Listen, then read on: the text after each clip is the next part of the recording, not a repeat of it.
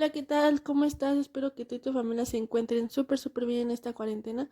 Este video lo realizamos para nuestro submódulo Analiza sangre mediante pruebas hormonales, toxicológicas y de marcadores tumorales, impartido por nuestra profesora Itzizitlali Campos Herrera.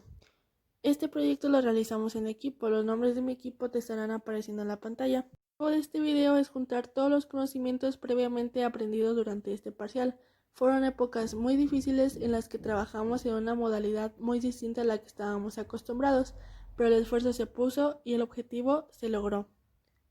El título de este video es El arte de los marcadores tumorales. Se estarán preguntando por qué ese título, y la verdad es que eso es este tema, arte, porque es un tema bastante interesante y muy conciso. ¿No me crees que este tema puede ser arte? Quédate viendo el video y averígualo tú mismo. Comenzando con tu recorrido, hablaremos acerca del ciclo celular. Yo sé que esto no fue lo que te prometí en el título del video, pero para que puedas llegar hasta ese tema y lo puedas comprender muy bien, tenemos que hablar primero acerca de esto. Se le llama ciclo celular al conjunto de las etapas desarrolladas entre dos divisiones de células que se llevan a cabo de manera consecutiva. El proceso comienza en el momento en que surge una nueva célula, que desciende de otra que previamente se dividió, y finaliza cuando esa célula protagoniza la siguiente división y da origen a otro par, que se consideran sus hijas. Fase. Entremos al ciclo celular justo cuando se forma una célula por división de su célula madre. La preparación para esta división sucede en 3 pasos. Fase G1. Durante esta fase, también llamada fase del primer intervalo, la célula crece físicamente, copia los organelos y hace componentes moleculares que necesitará en etapas posteriores.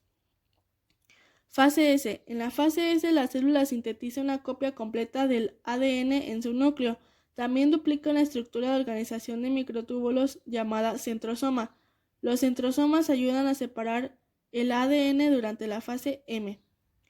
Fase G2. Durante la fase del segundo intervalo o fase G2, la célula crece más, hace proteínas y organelos, y comienza a reorganizar su contenido en preparación para la mitosis. La fase G2 termina cuando la mitosis comienza. ¿Qué es la mitosis? Es el proceso de reproducción de una célula que consiste en la división de los cromosomas y en la división del núcleo y del citoplasma. La mitosis se realiza únicamente en células eucariotas y se divide en profase. En la profase, los nucleosomas se compactan densamente y se forman cromosomas. Cada cromosoma ya está duplicado y consiste en 2 cromátidas hermanas unidas por la proteína coesina.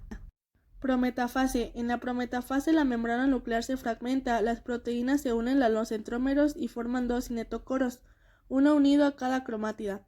Los cinetocoros se unen a microtúbulos y los cromosomas comienzan a alinearse.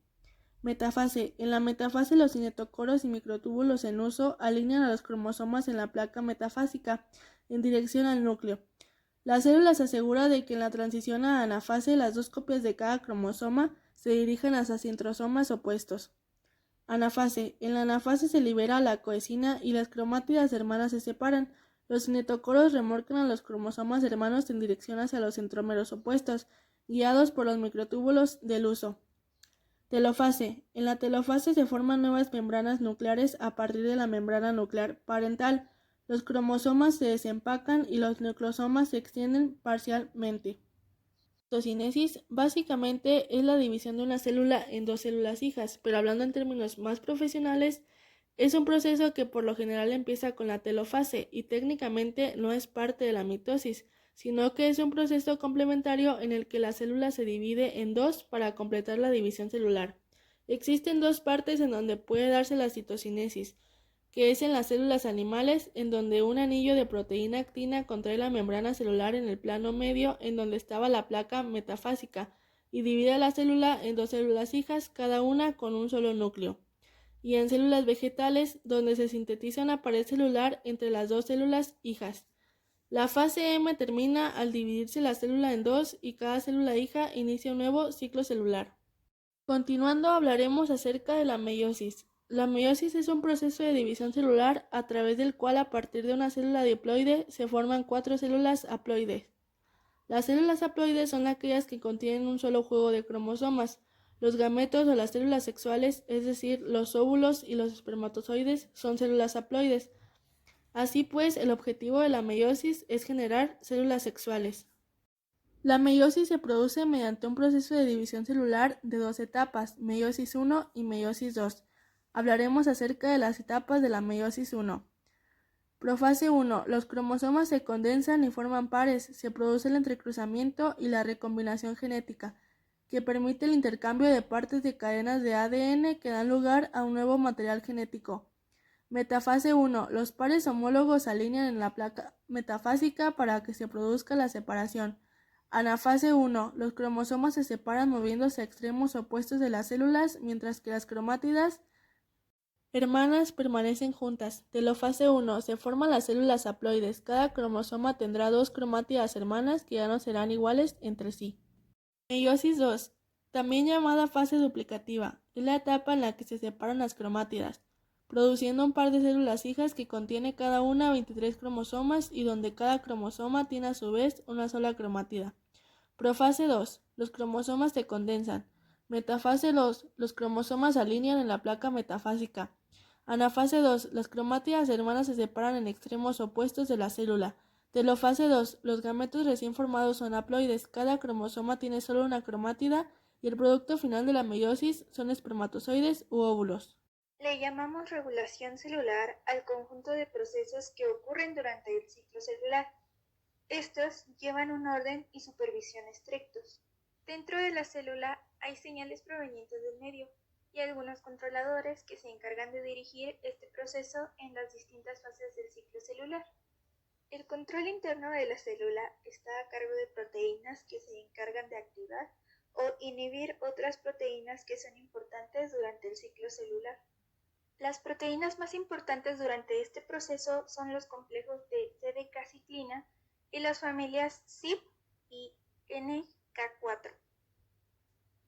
El ciclo celular tiene 4 puntos de regularización, un punto de restricción y 3 de control. Cabe aclarar que los puntos de control son retenes donde se revisan distintas características del medio y de la célula misma.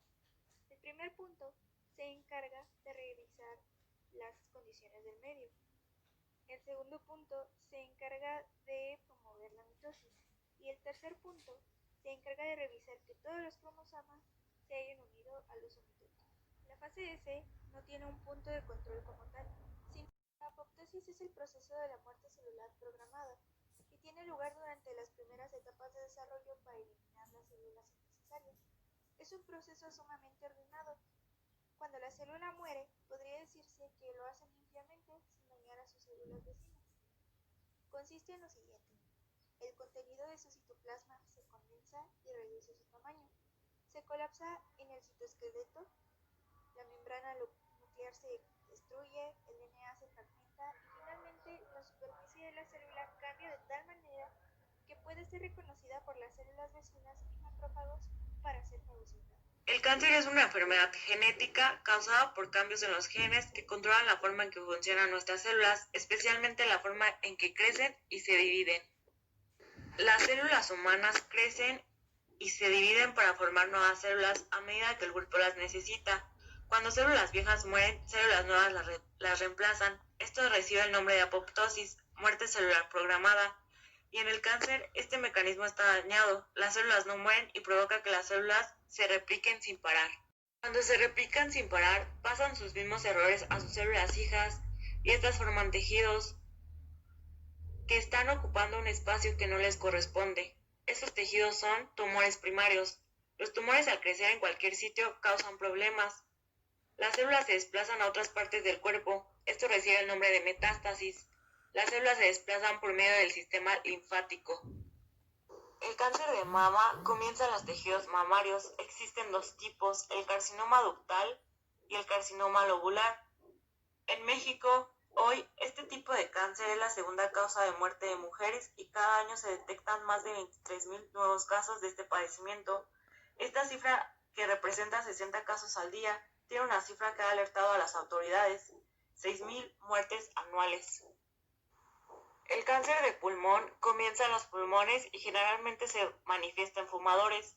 Los dos tipos principales de cáncer de pulmón son el cáncer de pulmón de células pequeñas y el cáncer de pulmón de células no pequeñas. Cada año mueren cerca de 8.000 mexicanos por cáncer de pulmón. El 85% de los casos de esta enfermedad está relacionado con el consumo del tabaco. En México, el cáncer de pulmón se ubica por su frecuencia en el 7.º lugar. Sin embargo, es el tumor más letal, por lo que se ubica como la primera causa de muerte por El cáncer de colon es un tipo de cáncer que comienza en el intestino grueso. El colon es la parte final del tubo digestivo. El cáncer suele afectar a los adultos mayores, aunque pueda ocurrir a cualquier edad. En México, cada año se diagnostican cerca de 15.000 nuevos casos de personas con cáncer de colon, enfermedad que al tratarse de manera oportuna permite la curación de 9 de cada 10 casos. La población donde se detecta con mayor frecuencia este tipo de cáncer es en adultos mayores entre los 65 y 75 años de edad. La próstata es la glándula que se encuentra debajo de la vejiga de los hombres y produce líquido para el semen. El cáncer de próstata es común en hombres de edad avanzada. Este tipo de cáncer es raro en hombres menores de 40 años. En México, el cáncer de próstata es la primera causa de muerte en hombres mayores de 65 años. El 70% se detecta en etapas avanzadas. Es importante que los hombres después de los 40 años se realicen prueba del antígeno prostático a través de una muestra de sangre. Los marcadores tumorales, también denominados como marcadores biológicos o biomarcadores, se definen como una molécula, una sustancia o un proceso que se altera cualitativa o cuantitativamente como resultado de una condición precancerosa o un cáncer. Se detectan mediante una prueba de laboratorio en sangre, en líquidos orgánicos o en tejidos. La naturaleza del marcador tumoral puede ser muy variable, va desde un ácido nucleico, ADN o ARN, una proteína o un péptido, hasta procesos como la apoptosis, la angiogénesis y la proliferación, que pueden ser medidas con técnicas apropiadas. A pesar de que no hay un marcador tumoral ideal, hay suficiente soporte para su uso en las diferentes etapas del acto médico. Una prueba se puede utilizar en 5 escenarios, como prueba de tamiz, prueba de diagnóstico, prueba predictiva, prueba para seguir y evaluar el resultado del tratamiento y como prueba para detectar las recaídas. El PSA o antígeno prostático específico se utiliza para el cáncer de próstata, sirve como prueba tamiz, factor predictivo, prueba de diagnóstico, prueba de seguimiento y para detección de recaídas. Los pacientes hombres mayores de 50 años deben de realizarse la prueba anual, mientras que los pacientes con antecedente familiar de cáncer de próstata deben de realizarse la prueba a partir de los 40 años de edad.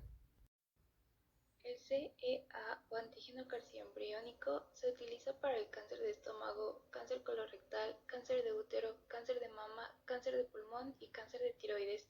Sirve como prueba tamiz, prueba de seguimiento y como factor predictivo. Tiene una alta falta de especificidad y no se debe de utilizar para individuos asintomáticos, además de que no se deben de interpretar los valores de CEA de forma absoluta. El AFP o alfa-fetoproteína se utiliza para el cáncer de estómago, el cáncer de testículo y el hepatocarcinoma. Sirve como prueba tamiz, prueba de diagnóstico, prueba de seguimiento, factor predictivo y detección de recaídas. Este marcador tumoral no es apto para embarazadas. El CA125 o antígeno carcinomatoso 125 se utiliza para el cáncer colorectal, el cáncer de estómago, el cáncer de mama, el cáncer de trompa de falopio, el cáncer de ovario y el cáncer de útero. Sirve como prueba tamiz, prueba de diagnóstico, factor predictivo, prueba de seguimiento y detección de recaídas. Este marcador tumoral presenta una sensibilidad del 5%. Niveles altos de marcadores tumorales pueden ser un signo de cáncer. Junto con otras pruebas, las pruebas de los marcadores tumorales pueden ayudar a los médicos a diagnosticar el cáncer y planificar el tratamiento. El uso más común de los marcadores tumorales es el siguiente: orientar decisiones de tratamiento. Algunos marcadores tumorales pueden ayudar a los médicos a decidir si agregarán quimioterapia o inmunoterapia después de la cirugía o la radioterapia. Otros marcadores tumorales ayudan a los médicos a elegir el fármaco o combinación de fármacos que funcionará mejor. Monitorear el tratamiento. Los médicos pueden usar los cambios de marcadores tumorales para determinar cómo está funcionando el tratamiento. Predecir la probabilidad de recuperación. Los marcadores tumorales pueden ayudar a los médicos a predecir el comportamiento del cáncer y la respuesta al tratamiento. También pueden predecir la probabilidad de recuperación de una persona, pronosticar o estar atentos a la recurrencia. Los marcadores tumorales pueden usarse para predecir la probabilidad de que el cáncer reaparezca después del tratamiento, lo cual se denomina recurrencia. Identificar cambios en la cantidad de un marcador tumoral puede formar parte del plan de atención de seguimiento de un paciente. Las pruebas de marcadores tumorales también pueden usarse para detectar el cáncer en personas con alto riesgo de padecer la enfermedad. Algunas pueden realizarse para obtener más información sobre el cáncer cuando se diagnostica por primera vez. Limitaciones de los marcadores tumorales. Los marcadores tumorales no son infalibles. En general, se necesitan otras pruebas para obtener más información sobre un posible cáncer o la recurrencia del cáncer. A continuación, se darán algunas limitaciones de los marcadores tumorales. Una afección o enfermedad distinta del cáncer pueden aumentar los niveles de marcadores tumorales. Algunos niveles de marcadores tumorales pueden estar elevados en personas con cáncer. Los niveles de marcadores tumorales pueden variar con el tiempo, lo cual hace que sea más difícil obtener resultados uniformes. El nivel de un marcador tumoral podría no aumentar hasta que el cáncer empeora. Esto no ayuda a la detección temprana, el diagnóstico sistemático o el control de recurrencia. Algunos tipos de cáncer no producen marcadores tumorales presentes en la sangre. Esto incluye a los tipos de cáncer sin marcadores tumorales conocidos. Además, algunos pacientes no tienen niveles de marcadores tumorales más altos, aunque el tipo de cáncer que padecen normalmente produce marcadores tumorales. Análisis de marcadores tumorales. Como ocurre con otras pruebas de laboratorio, una prueba de un marcador tumoral confiable debe ser específica y sensible. Especificidad. Existe la posibilidad de que el análisis arroje un resultado falso positivo. Esto puede ocurrir cuando el marcador tumoral en sí o la prueba que se usa para detectarlo no son lo suficientemente específicos. Los resultados podrían sugerir la presencia o el crecimiento de un tumor pese al tratamiento. En este caso, una persona sana podría someterse a pruebas innecesarias y sufrir ansiedad. Sensibilidad. Si el marcador tumoral o la prueba no es lo suficientemente sensible, los resultados podrían sugerir un falso negativo. Esto es cuando los análisis indican que una persona no tiene un tumor, pero en realidad sí lo tiene. O bien, los niveles de marcadores tumorales pueden sugerir que el tratamiento del cáncer está funcionando, cuando no lo está. Esto significa que una persona que podría beneficiarse con análisis y tratamiento adicionales puede no recibirlo si solo se usan las pruebas de marcadores tumorales. Has llegado al final de tu recorrido. Muchas gracias por ver el video. Si llegaste hasta aquí, te envío un abrazo virtual. Acuérdate de la sana distancia. También no te olvides de darle like, compartir y suscribirte a este canal. Espero te haya servido. ¡Nos vemos!